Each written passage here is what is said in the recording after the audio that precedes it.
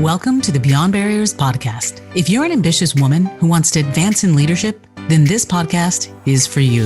This podcast is co-hosted by Nikki Barua, digital innovator, serial entrepreneur, author, and speaker, and Monica Marquez, senior corporate leader, ex-Googler, and diversity expert. From inspiring stories to cutting-edge strategies, you'll learn how to develop the skill set, mindset, and tool set to get future-ready fast and accelerate your success. Hi, I'm Nikki Barua, your host for this episode. Adam Bryant, author of the best-selling book, Corner Office, asked over 700 CEOs this question: what qualities do you see most often in those who succeed? The number one answer, curiosity. Most of the ingenious inventions and extraordinary ideas throughout history all have something in common. From Thomas Edison's light bulb to Alexander Graham Bell's telephone to self-driving cars, they're all a result of insatiable curiosity. Meet our guest and Forbes 50 over 50 winner, Fran Dunaway, who is the co-founder of TomboyX, a gender-neutral underwear and apparel brand. TomboyX started as a passion project in collaboration with her wife and co-founder, Naomi Gonzalez, to create the perfect button-up shirt, but then pivoted to focus on underwear based on the overwhelming demand for their first boxer brief for women. Under Fran's leadership, TomboyX doubled in year-over-year growth and was recognized on Inc. magazine's 5,000 fastest-growing companies for 4 consecutive years. In this episode, Fran shares how she followed her curiosity to entrepreneurial success, what techniques have helped her navigate risk and uncertainty, and why it's important for brands to be a force for positive change and inspire conversation about gender, confidence, acceptance, and inclusion. Visit I'mBeyondBarriers.com, where you'll find show notes and links to all the resources in this episode, including the best way to get in touch with Fran. All right. Well, let's get going. So, Fran, welcome to the show. I'm so excited to have you because you are someone I've admired for a very long time. And but more than anything else, I just absolutely cherish our friendship. And so it's such a joy and delight to have you on the show and to be able to share your story with the world and for everyone to get to know why I love you so much. So welcome. Thank you so much. I'm so excited to be here. This is just like talking to an old friend. So I love that. There you go.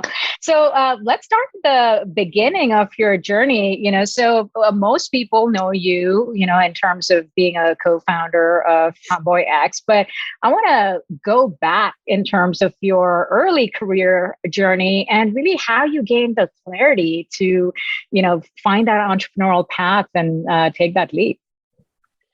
I don't know if I would call it clarity, but it was more murky than that. We just took the leap, I think, primarily because we didn't know better. And we also felt like we had a problem to solve. And it was something that we felt like we could do. And we thought, this would just be a little side project in our one-car garage. We weren't looking to leave our high-paying jobs with vacation and perks and whatnot. So it wasn't an intentional leap into entrepreneurism, although I do wish that I had done it sooner because I do feel like I have found my people like yourself. It's just an amazing network and mindset that I think is a way to really change the world. And so you really started this as a side project with your wife, Naomi. So tell us a little bit about those early days. What was that like to, even learn about an industry you weren't part of before or things you hadn't done? Entrepreneurship was brand new. Business building was brand new. So what were some of those steps that got you going? Sure. No, you're absolutely right. In fact, we didn't know a knit from a woven, much less a balance sheet from a P&L. So we had a lot to learn. And really, I love saying that we started an underwear company because I wanted a cool button-up shirt. And that's the truth. We started it because I was frustrated with the lack of shirting options. I could find really high quality materials in the men's department, but I couldn't find it for women, like a Robert Graham or a Ben Sherman, but made for a woman's body. And so that's how it started. And, Naomi and I were early in our relationship. And so when she said, well, how hard can it be to start a clothing company? I thought, well, that's a good idea. And we took the leap together. So And it turns out that it's very hard to start a clothing company and build a business. And so that's probably the biggest lesson I learned. But yeah, it was just really of a personal need for getting a cool shirt. Yeah. So, a lot of entrepreneurs kind of start that way. They're trying to scratch an itch for themselves, and in that process end up helping a lot of other people. And sounds like you did the same. You were looking for a solution for yourself and have changed the world as a result of it. But through that process, what did you discover were your own strengths, that helped you become successful? Because as effortless as you make it look now, the truth is 95% of businesses fail, and yours is a mega success. So what helped you? What are some of those traits that you discovered? Well, I used to joke or jokingly say, but it's kind of got some truth. I kind of came out of the womb bossy or the boss. And so I've always been in leadership roles. I remember organizing the neighborhood for various performances on Build a Stage in the Garage. And when I went to, I got my master's, and then when my first career, I ended up as an executive director of a human services agency by the time I was 30. And then I sold everything and went to film school and wanted to become a producer. Everyone else in my class wanted to be directors, but I wanted to be in charge of the directors. And so it's just, I always find myself in roles of kind of delegating. I'm a very good delegator, and I think I can see the big picture of things in a way that has helped in all of the careers and every path that I've taken in the journey. So I think that's one of the big things, is to be able to kind of take a lot of things and synthesize it down into the simplest form, and then to execute on that. Yeah, which, is the hardest part for so many people, which is not being able to let go and to delegate. And entrepreneurship is so much about leverage. If you can tap into other people's capital or talent, you're going to be able to scale up faster and better. When you and Naomi first got started, and there were all these unknowns and things that you had to learn, what were some of those moments where you, perhaps dealt with setbacks or like self-doubt, and that worry about, gosh, can we pull through this? Share a story or two about those moments or any of those experiences. Well, there were many. When you are building a company, especially an inventory-based company, it's really about staying ahead of the cash flow and having enough product to sell, but not running out of money. I've often said that in the beginning, I had two jobs. For really the first 4 years, I had two jobs, and one was to not run out of money, and the second was to not screw it up. And so Naomi did everything else. And there were many times we were fortunate in that we got some mentorship very early on. And I have one mentor who's now a dear friend, who I would call in the worst of times. And she's just upbeat, positive, and always has something helpful. So she would walk me off the ledge numerous times. And then there were what I call rainbow unicorn moments. There were these magical moments. I remember you and I share EY Winning Women experience, and I was going from one event to another in Palm Springs for the Strategic Growth Forum, and we weren't sure we were going to make payroll in a couple of weeks. And I rode in a shuttle, sat down next to this amazing woman, Sherry Deutschman, and we started chatting. And by the time we got to the next event, 15 minutes later, she'd committed to writing a $500,000 check.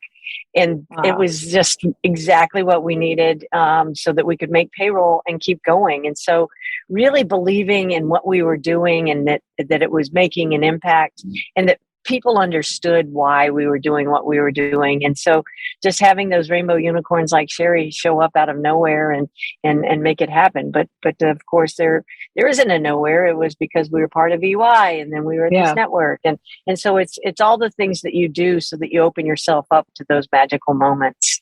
Yeah, it's really showing up because, showing up, building that community, and really showing the results as well, because you probably wouldn't have gotten that investment if the results and the opportunity hadn't been created, to be able to do that. Absolutely.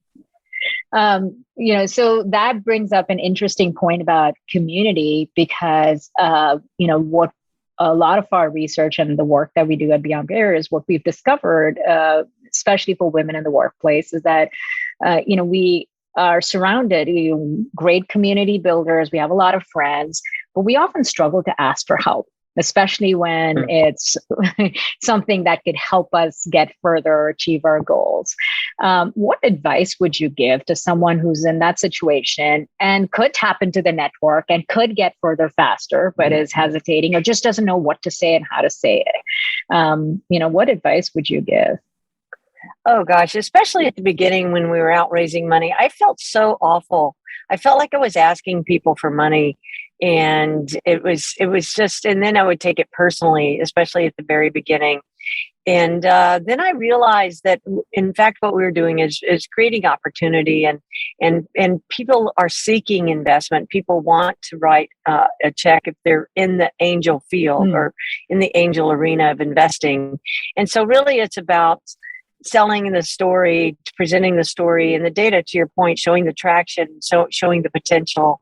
But at the end of the day, it's just really believing in what you have. But I also think that it's important to be specific when you find someone that can help you. And I did a lot of LinkedIn stalking and finding people who had paved paths similar to ours prior to, and then would just reach out or find a warm introduction. For example, I was able to talk to one of the co-founders of Tommy Bahama very early on in the journey.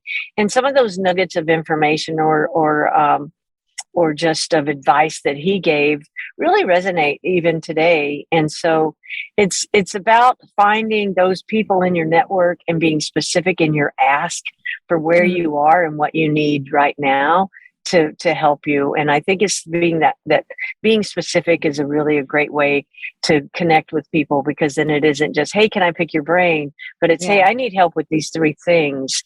Can I buy you a cup of coffee or a glass of wine and sit down and have a conversation? Yeah. And how does someone deal with the rejection? Because not every ask, even if it's specific, gets a positive response. And part of what makes entrepreneurs successful is we have a thick skin and learn how to deal with rejection and keep moving forward. So how did you deal with rejection? I'm sure you dealt with a lot of that during fundraising, right?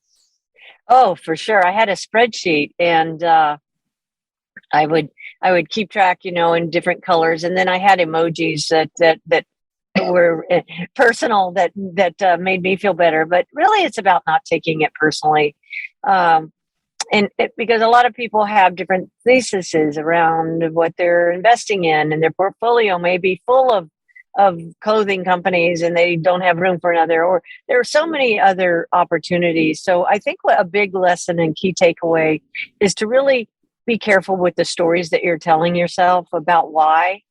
And you may not know, you may not have full insight. So just let it go, move on. Don't take it personally, because you can also circle back, but look at it more as relationship building, because there may be some time in the future that you can reconnect with that person, or for different reason. And so I think it's just not taking it personally and just moving on. Yeah, absolutely. And, sometimes the world works in mysterious ways. Someone who rejected you once could open doors a time from there. So leaving the relationship in a positive place and never knowing where the dots connect someday in the future. Absolutely. 100% certain. Yeah.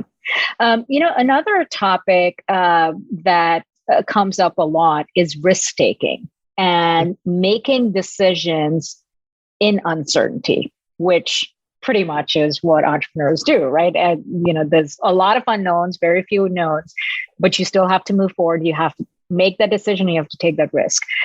What has worked well for you? How do you think about decision-making and risk-taking when you've been in those situations? What has helped you move forward?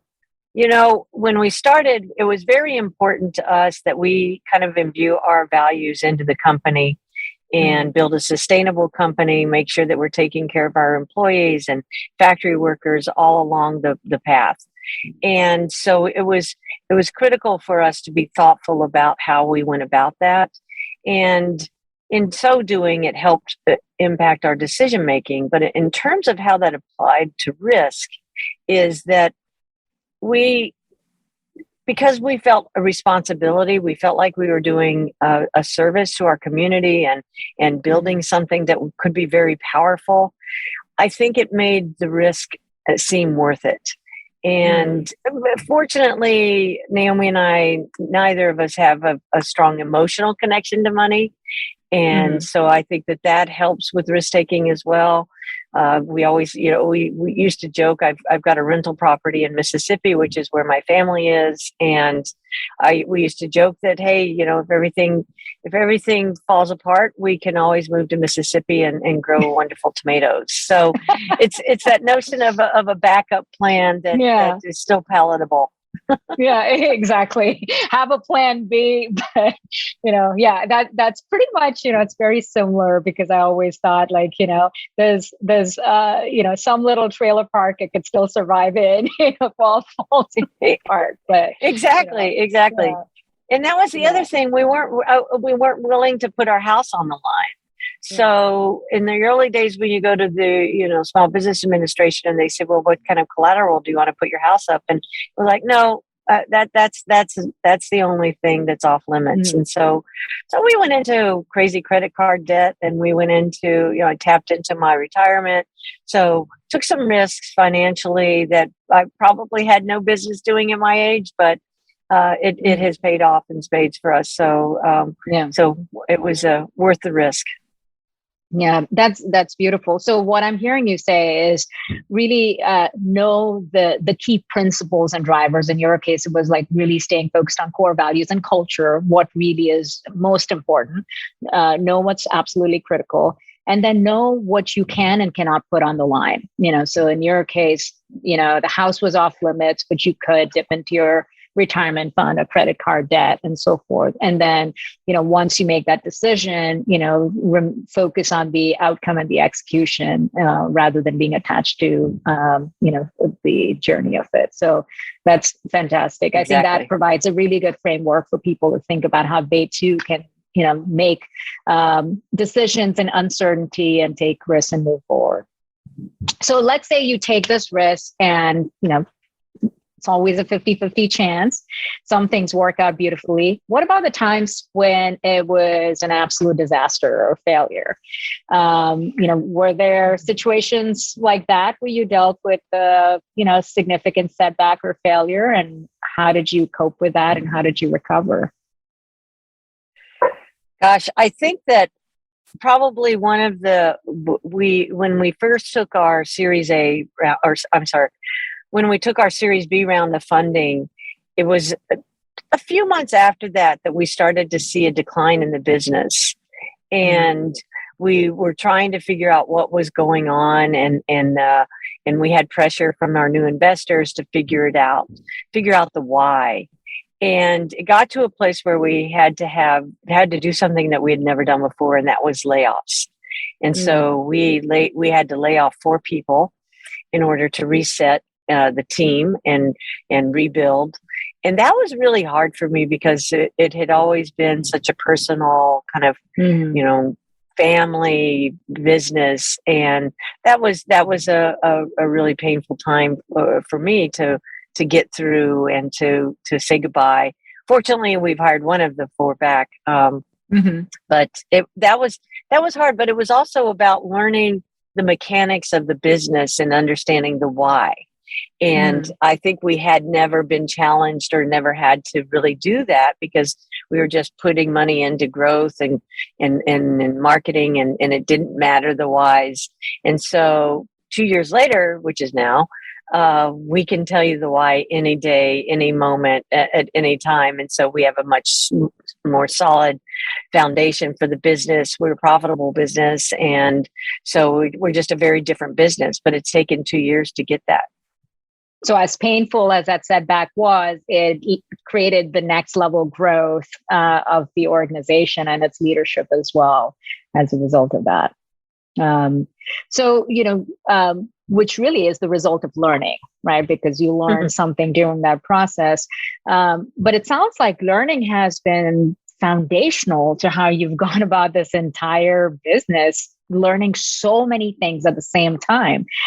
I have to ask, like, what is that? What is your style of learning? Because a lot of people switch from careers, professional careers or corporate careers to entrepreneurship, but often they're somewhat in the same industry. They're doing something they're already familiar with. And, there's a lot of overlap, transferable skills that they bring or knowledge that they bring. In your case, it seemed like almost 90% of it was new and continues to be, right? It's a very rapid moving industry. Learning has got to be a superpower. So how do you learn, and how do you stay ahead? I think for me, reflecting on just kind of my personality, the way I approach life, I'm a very curious person, and I really lean into life. I've never been one to talk about work-life balance because I lean into both, and try to have that be kind of just go for it, in all ways. But I also think I have a strong affinity to gamify things.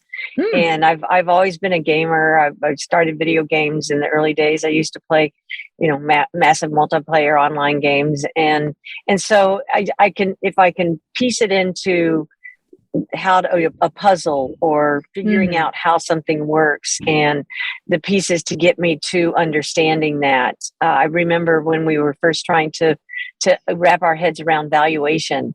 So we used to watch Shark Tank, and we'd pause when they'd say, okay, I want to give you $10,000 for 50% of your company. It's like, okay, how much is that company worth? And so just challenging ourselves to figure out that. So breaking it down into small digestible components, figuring that piece out, and then going to the next step from there. So I say curiosity and gamification. So, and are there like daily habits that, are part of, like, what does a day in the life look like for you? Oh gosh. Well, yeah, I wake up, have a cup of coffee, and then competitively play spelling bee against Naomi. And then once we declare victor among the two of us, then we work together because we have an ongoing daily game against my mom and one of her friends. So we take it to the next level. So yeah, we start out the day that way, and then figure out what's on the agenda. And then just kind of plot away at the day, and usually come home and play a video game at night, and then maybe watch the latest series on Netflix or HBO, something like that. Very cool. So you've really kind of integrated work, life, career, family, all of that. And, but the radiance and the energy and the joy of it all shows, because it's less about trying to balance the perfect hours, 8 hours for this, 8 hours for that, and really having fun all along the way. Yes. What if you could pinpoint the invisible ceilings limiting your success? Imagine having clarity on your strengths and barriers so you can take action and gain unstoppable momentum to advance as a future-ready leader. Well, that's exactly what the Beyond Barriers quiz will help you discover. You'll get your personalized score based on the 25 essential elements proven to accelerate success in the digital age, so you can understand what's holding you back and where to focus your efforts. The Beyond Barriers quiz is completely free and takes just a few minutes. Go to iambeyondbarriers.com/quiz and take the quiz today. let's shift gears to something that will be like a fun gamification here. I want to ask you a lightning round of questions, and give our audience a sense of, who you are and, more about your personal interests. So, all right. Are you ready? All right. I'm ready. Go. So, what book has greatly influenced you? Sheryl Sandberg's Lean In. And she came out with that book right around the time that we were forming our company. And it made such a big difference to women around the world to think about leaning in to help other people, other women succeed, leaving doors open behind. And I really think that that's what started kind of women getting more involved in investing and startup communities and helping each other. So it has influenced me directly and indirectly in a very powerful way. And you have done so much great work in empowering so many people yourself through yourself as an entrepreneur and a leader, but also the company you've built. So that is a very powerful book to have shaped you. Mm-hmm. What is your favorite inspiring quote? My dad used to say to me all the time as a kid, can't, never could. And I still believe that. That's very true. Very true. What is the one word or moniker that you would use to describe yourself? Probably fun-loving. I like to have a good time. Yeah. Hey, life is too short. Life is too short and constantly creative, right? Building things. Mm-hmm. What is the one change, whether it's a habit or behavior action that you implemented that made your life better? I think trusting my gut would be the big thing along the way, and just following it and knowing that it's right and believing in myself that way. Tell us more about that. Why do we sometimes struggle to trust our gut and go with the rational versus the intuitive? I've struggled with that. I think about it a lot because I think that there are a lot of societal constructs that kind of impact us as women and girls from a very early age about what we can and can't do, what traits are celebrated. That whole a boy is assertive, a girl is aggressive. And so I think a lot of that comes into play. And then again, the stories that we tell ourselves about what we should or shouldn't do. And so just believing in yourself and pushing forward, even though you may have some obstacles or some barriers or some disbelievers. But I think that also comes with a bit of caution, and that you have to also pay attention and listen. But at the end, just trusting your gut. You get an initial feeling about a situation, or a person, or a circumstance, and trusting and believing that, I think, is a really important thing that we should all be doing. Absolutely. Okay, so let's say you're walking onto a stage. What is the power song you want playing? Lizzo, Good as Hell.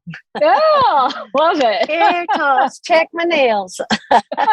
Love it.